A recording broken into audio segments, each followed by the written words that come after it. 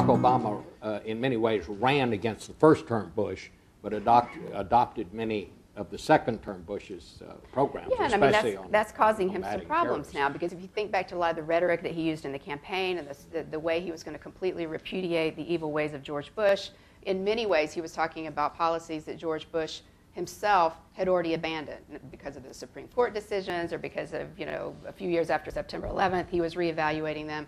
But the rhetoric of the campaign and what I think the base still believes is that, we're looking at George Bush in 2002, and that's what Obama in many ways was running against. So now that he's in the White House, and lo and behold, he's keeping some of these programs. He's going to allow indefinite detention. We haven't closed Guantanamo.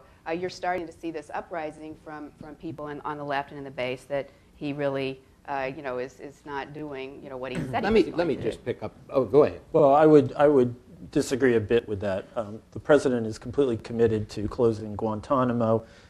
We have found that it is a lot more difficult to do than we thought on January 20th. George Bush wanted to close Guantanamo, though. But there wasn't a lot done in those days to actually close it. They took some out and filled it back up.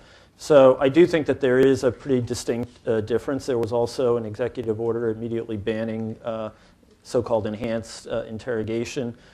There have been a lot of different things that we have done that are quite different. And what you described the tension, the political tension, but I think you have to add one more dimension, and that is that as you described it as our image in the world. It's not really just a matter of our image in the world. One of the things that I think the president has brought to this issue is a constant focus on the question of radicalization. What are we doing as we confront terrorists to ensure that if we take one off the street, we're not creating 10 more? And I think that was really at the heart of the critique of the Bush counterterrorism program. And I think that this is something that has remained a constant and that we continue to try to elaborate on and figure how we can do this job better.